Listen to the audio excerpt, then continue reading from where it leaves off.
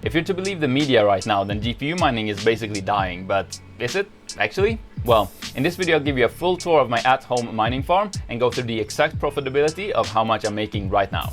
Warning, there are people pretending to be me in the comments and on social platforms. I'll never ask you to add me on WhatsApp or Telegram, and I'll never ask you to send me money, crypto, or your personal information. Alright? So please be careful, use your common sense, and don't let any of these imposters fool you. Alright, now back to the video. Hey, how's it going, GPU heads? Thanks for clicking on my video. 𝗧-𝗦𝗛𝗧 here. And I've seen a lot of articles and videos by bigger tech YouTubers recently claiming that this recent downturn in crypto prices means that GPU mining is finally dying. So I thought I'd share what my experience of crypto mining at home is currently. So first I'm going to give you a tour of my at-home mining farm, and then we'll sit down and I'll show you all the numbers of how much I'm making, how much my power bill is, taxes, all of that kind of stuff. And I'll also run you through some scenarios of selling the crypto now versus holding it in hopes of a higher price in the future. And I'll also show you how different power costs would affect my profitability. But before we get into that, a quick word from our sponsor. The FLUX mining pool on HEROMINERS.com.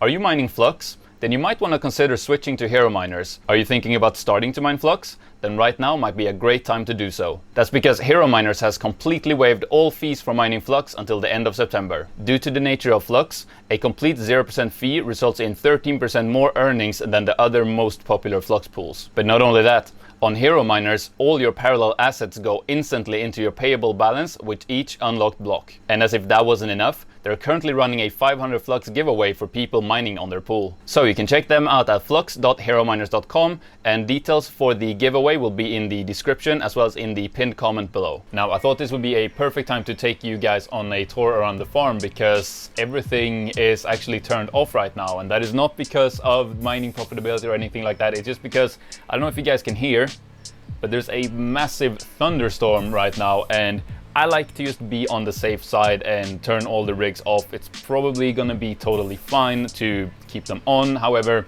I'd rather keep the rigs off for 30 minutes while the thunderstorm lasts rather than, you know, something breaking due to the thunderstorm. So with that out of the way, let's have a look at the farm. All right, so just quickly before we get into the rigs, and yes, I know everything is a complete mess here. That's because we're kind of just waiting to move everything out to a mining shed that we are building this year. But in the meantime, it's going to be a little bit of a mess. So I apologize for that. But before we jump into things, I just wanted to talk about these things. So these are smart power strips, and they are how I track my power consumption. So I have all of my rigs plugged into power strips like this, and you can see here how they report the power consumption in my app there, both the current wattage as well as the kilowatt hours used per month. Now, I do want to preface this by saying the only reason why I can safely do this is because I am in Europe, where we are natively on 240 volts power.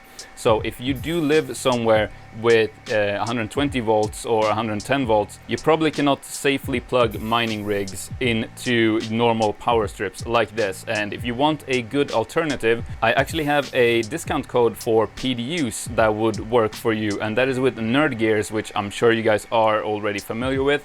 I'll leave a link to those in the description as well.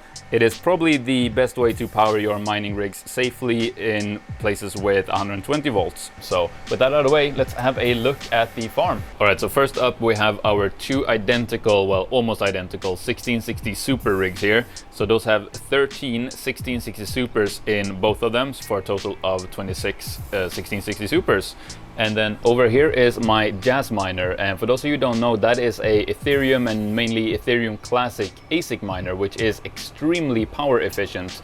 And this rig does 420 mega hash on Ethereum, and this one does around 414 mega hash on Ethereum. This one does a little bit more because it has some of the BIOS modded 1660 Supers, which I have a video on how to do that. I'll leave a link up to that in the card there, as well as in the description of the video. Now, this rig actually pulls a lot more power. It pulls 1200 watts or something, but that is also because in this, you know, power strip here, I have the fans for this room plugged in as well. So partially that is because of the fans, and this rig down here pulls 950 watts, so quite a bit less than this one with the modded ones and the fans plugged in, of course. And then of course the Jasminer here And this Jasminer does around 570 megahash at 285 or so watts. So as you can see, quite a bit more efficient with, you know, more hash rate than this rig does. However, this one does like 950 watts and this one does 285 watts. So you can see the difference in power consumption between those two, right? And for those of you who might be interested in getting one of these, I actually have a discount code for you guys with Jingle Mining, and I'll leave that in the description of this video. So if you're interested, that's there for you guys to check out. And then of course we have this rig, which is 11 3070s as well as one 3080 12 gig version. And this rig does 716 megahash at 1650 watts. Right, so here I have kind of a temporary holding rig with a bunch of mixed cards. So I have a 1660 Super, a 1660 Ti, a regular 1660, a 6600 XT, that's an AMD card, a 1650 that I'm using to mine just some Raven coin, more or less for fun. It doesn't get that much hash rate, but just a little bit of Raven coin there. I have a 3060 over here and a 3060 Ti and another 3060. And this whole rig gets around 277 mega hash for about 750 watts, and as well as like a little bit of Raven coin hash rate, I think like 8 mega hash or something like that. And then of course we have this awesome all white Strix rig. So these are all 3070 non-LHR, not that LHR really matters anymore with the unlock anyway. But this rig gets around 370 megahash on Ethereum and it pulls just around 800 watts. Alright, so on top here I have my iPollo miners, and these two are the gold ones that have the bigger memory size, which means they can mine Ethereum as well as Ethereum Classic. And this black one can only mine Ethereum Classic due to the smaller memory size. Now these two gold ones, between the two of them they get around 600 megahash, and they actually pull at the wall, which I measured earlier, just 500 watts, which is pretty efficient. I was actually surprised that they only pulled 500 watts. I thought it would be more, to be honest. And then you have the black one here, which only does Ethereum Classic, but the megahash and power consumption is basically the same on Ethereum Classic with this black one as with these gold ones. So around 300 megahash for, I guess, around 250 watts or so pulled at the wall. And now guys, if you want to get any of these, Jingle Mining sells those as well, and that same discount code in the description works for these as well. So if you do want to pick one of these up, make sure you get the best price by using the promo code down there. Now let's have a look at the Octominers. So let me just move everything out the way and we can open these up. Right, so first Octominer is open, and to start off with we have 4 of these ASUS Mini 3060s. Now some of you guys might remember that I used to have 6 of these. 2 of them have broken, and I bought these brand new less than a year ago. So obviously I was able to kind of get my money back using the warranty, but a little bit of a warning here that these tiny 3060s, they are kind of not good for mining, I guess, because yeah, 2 of them broke within a year. One where both fans just completely died on me, and the other one just kept disconnecting and not reading in the rig. So yeah, I don't recommend these specific ones, but in general, ASUS usually is a good brand of GPU. And speaking of, you know, ASUS GPUs, I have my very first 2080 Ti here. Now, this is for a rig project that is coming up on the channel pretty soon. I'm really excited for this. This is actually a blower style ASUS Turbo 2080 Ti. Obviously, great for mining Flux, and these blower style cards, which means they have only the one fan and it's kind of enclosed and it's just pumping all of the hot air out the back, work beautifully in, you know, server cases like this Octominer. And yeah, for that same project I have this EVGA 3070 here, which is an 3070 non-LHR, not that that matters of course, but this is for that same project as this 2080 Ti. And then moving on, I have 6 of these ASUS TUF 3070s here. Now you might say that these look pretty tight in the Octominer, but because they are 3070s, that basically means they have GDDR6 memory, not 6X, which doesn't really get that hot, and there is actually pretty good space in between here. you know, like I can kind of fit my finger in between, so there is enough space for air to move in between them. Now, of course, optimally you want as much as possible, but for 3070s, this is just about enough. And this whole rig gets 688 mega hash with a power draw of 1615 watts, so pretty efficient rig. Alright, so the second Octominer is open, and in here, first of all, we have a ROG Strix 3090, which I'm actually trying to sell this card right now because I have another 3090 here, which fits a lot better within a server case like this. So I don't really want to have multiple 3090s because they aren't that great for mining, to be honest. They get a lot of hash rate, but they pull a lot of electricity, so they're not super efficient. But I want to keep one just to do testing on for you guys and stuff. I then have two of these A2000s. Now I have one here, which is a completely stock A2000, and then I have this one, which is the modded one from 𝗥𝗚𝗙𝗜𝗔 Ventures. So if you do have A2000s and you want to mod them to get another roughly 10 mega hash, I believe, you can send them into 𝗥𝗚𝗙𝗔 Ventures and they will mod it for you. Now, of course, with the mod, the GPU ends up pulling a bit more power, which isn't super safe to do straight from kind of a motherboard slot like this, which is why, I don't know if you can see, but I'm actually suspended it a bit higher using the low profile bracket here. You can see this one, the normal one, is kind of lower down, while this one is hanging and it's connected to a riser where I'm powering the riser, and then I have the riser plugged into the PCIe slot underneath it. So that is how I'm able to safely power this without risking, you know, frying my motherboard, even though it's pulling a bit more power, and pulling a bit more power is usually safe from a good quality riser like this GPUrisers.com riser. Alright, moving on, then we have the Founders Edition 3080, which doesn't have the best cooling. I think the Founders Editions don't really have good thermal pads. I might have to open this one up and change the pads. Then I have a AMD 6600 here, the Asus TUF 3090 that I told you about already, the A2000 stock that I told you about already, a 3080 Ti, as well as a 3070 Ti. And this whole rig gets 660 mega hash at 1765 watts. So about the same amount of hash rate as the other Octominer, but pulling around 150 watts more. And that's just due to some of these cards, mainly the 3090s, are just not very power efficient for mining. Alright, that's it for the mining farm tour. Now, before we jump into the profitability, I just wanted to remind you guys that we have the official GPU Heads merch still available at gpuheads.com. This design with the skull biting the GPU will only be available till September, so if you guys do want to get that, just know that it's a great way for you guys to support this channel and get something awesome in return. So I really appreciate that. But yeah, let's have a look at the profitability for my mining farm. Alright guys, so we are on the computer, and you guys know me, of course. I have a spreadsheet ready for all of this. So as you can see, I have all of my GPU rigs here, as well as my Jasminer and my two golden iPollos that are mining Ethereum. Now, I've left the Ethereum Classic iPollo off of this because that's what I wanted to do. Now let's move on. So as you can see here, I have the hash rate listed for all of my rigs here, as well as my total hash rate here, which I'm just shy of 5 gigahash or so, 4.7 gigahash, sorry.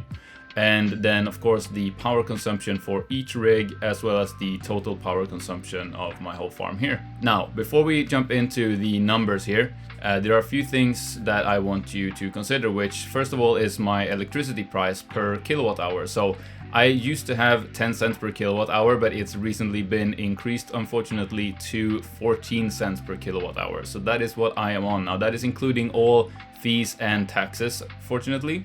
So still not too bad. I know some of you have much higher electricity costs than this, and we'll run through these numbers a bit later in this video with those higher costs to see how that would affect profitability of this farm that I have.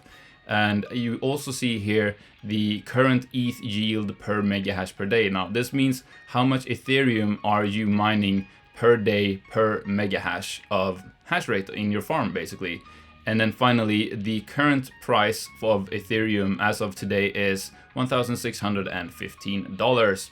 So over here listed, you can see what my Ethereum yield, as in how much Ethereum I would mine in 30 days with these current values are per rig. So you can see both of these first Octominer rigs that, you know, we just went through all of the rigs, so you should be well familiar with them. They both make around 0.3 Ethereum every 30 days or so. Then we have my mixed rig here, making 0.12, my 6x3070 rig, the white one, making 1.17 roughly, my my first 13 1660 super rig making about 0.19, and the second one more or less the same, a little bit less. The rig with 11 3070s and one 3080 12 gig making 0.32, the Jasminer making 0.26 almost in every 30 days, and the two iPollos making 0.27, for a total yield of 2.12 or so Ethereum every 30 days. Now, what is that actually worth in total in terms of dollar value, right? So just take all of this, multiply with the Ethereum price that we have currently, and as you can see here, this is the total revenue that the mining farm is pulling in for me every month. Now, don't be mistaken, this isn't my profit. This is what I'm making before paying for power and before taxes, right? So where in the world I am, I have to pay 30% tax off of my revenue, right? So this comes out before I can deduct anything, because I can't deduct anything. That is just how it works out the best for me in my personal situation. It's probably gonna be very different for you depending on where in the world you are, and if you're mining as a company or as an individual and so on. There's a lot of things that can differ here. So just for me, 30% off of the, you know, total revenue I'm making. So as you can see here, it's just this, you know, multiplied by 0.70 to take 30% off, and what I'm making after tax there is about $2,400. Of course, there's also costs involved, mainly power costs. Now, as you guys know, what I'm doing here is I'm taking the actual at the wall power consumption values as measured by my power strips that I showed you earlier in the video. So I'm getting a very exact measurement here of how much power I am consuming. And remember, all of my, you know, cooling, like my fans and stuff, are also plugged into these power strips. So I'm measuring the total power draw of my whole farm here. And as you can see, the power costs are listed here, and some of them pull a lot in terms of power costs because they are not very efficient rigs, like my Octominer with the two 3090s in it, for example, is quite expensive, while some, you know, like the Jasminer or the two iPollos are basically not very expensive to run, while still pulling in a significant amount of money. Now, let's have a quick look at total profit with all of my current circumstances. But first, a quick word from our sponsor. MinerDude.com provides the best feature-rich server cases for GPU mining with HiveOS integration and are 100% based in the USA. That means that shipping and customer support is both fast and easy. You guys have seen the silver version of these mining cases loads of times on my channel before, and you know just how much I love them. Everything from being able to automatically control the speed of the case fans based on the GPU temperatures, to the built-in smart power meter that measures the actual at-the-wall power consumption of your mining rigs. They currently have both their 8 and 12 GPU smart server cases in stock and available to purchase in a minimum order quantity of just one. And not only that, but shipping within the US usually takes only 1 to 5 days. They now accept secure payment using credit card, as well as Venmo, bank transfer, or crypto. So check them out using the link in the video description. Now, as for total profit with all of my current circumstances, and this is also taking into account if I am to sell all of my crypto at today's, you know, crypto prices, I would be making a total of $1,438.82 per month. Not too bad, to be honest. Now, of course, not millions of dollars either. So there you have it. That is what I am currently making for my whole farm, taking power costs and taxes into account. But now, as some of you guys know, I don't sell my crypto at the current prices we have right now. I'm actually holding it in hopes that the crypto prices are going to go up in, you know, a year, 2 years, 3 years in the future at some point, right? So I'm holding my crypto kind of for the long term in hopes that it will go up in the future, as I said. And I actually have a whole video on that strategy, so I'll link that up in the corner there. So I thought let's have a quick look at how that strategy affects profitability, as well as how different power prices would affect profitability as well. Alright, so first let's have a look at how electricity price would affect this profit here. Now of course that's going to either increase or lower the power cost, obviously. So let's start with, what if you were to pay less than me? Obviously profit goes up, power cost goes down. Simple enough equation there. But let's have a look at where sort of my break-even point would be with my current farm. So let's go with 30 cents. Yeah, still making profit. Now, granted, not that much, taking into account sort of the size of my farm. And as you can see, with this power cost, we are actually starting to lose money on some of the less efficient rigs here, like the Octominer with the 3090s, one of the 1660 Super rigs. That's obviously the one that has the fans plugged into it as well. And the mixed rig would also not break even anymore. It would start losing money. But as you can see, both the Jasminer and the iPollos would still be very much profitable due to their very low power consumption. But let's keep going and see where my farm as a whole would stop making money. So maybe 0.35. Yeah, that is basically the power cost where my farm would stop making money. But as you can see here, even at that power cost, the Jasminer and the iPollos are still making money. So, you know, what would I do if my power cost were to go up to 35 cents per kilowatt hour? Well, I would obviously just shut all of these rigs off and then just run the Jasminer and the iPollos. But I think that's a good example of how efficiency really affects your profitability. Now, let's put this back to what I am actually paying, which is 14 cents. But now let's instead have a look at what if I were to hold my ETH and sell it at a future date when the price of ETH is a lot higher than it is right now. Now, of course, we don't know that that will ever happen, but I believe in the sort of cycles of the crypto market, and that we will see another upswing in maybe 1 to 2 years or something like that. Not financial advice, of course, we can never tell the future. But let's have a look here. So let's say Ethereum doubles compared to what it is right now. So that would be this times 2. And as you can see here, I want to show you something there, right? So before we were at $1,438 in terms of profit, but doubling the ETH price and selling it at double the ETH price more than doubles my profit. So let's have a look at this sell here. As you can see, it more than doubles. And the reason for that is because my revenue doubles, right? But my costs, you know, my power costs stay the same. So the higher the price, the more insignificant the power cost becomes. So let's instead do, I don't know, times 3. Let's say Ethereum triples from where it is right now. There you can see a pretty significant increase in profitability. But that's it. Now if you enjoyed this video, then please give it one of these. And if you really liked it, you can now join the channel to help support what I do here. It really does make a big difference and it means a lot to me, so thank you. But what you gotta do now is you gotta click on that next video on the screen. Because this video is over, you can also click the picture on my face to subscribe to the channel. I'd really appreciate that. But yeah, go click on that next video and I'll see you there. Goodbye. Goodbye, bye bye.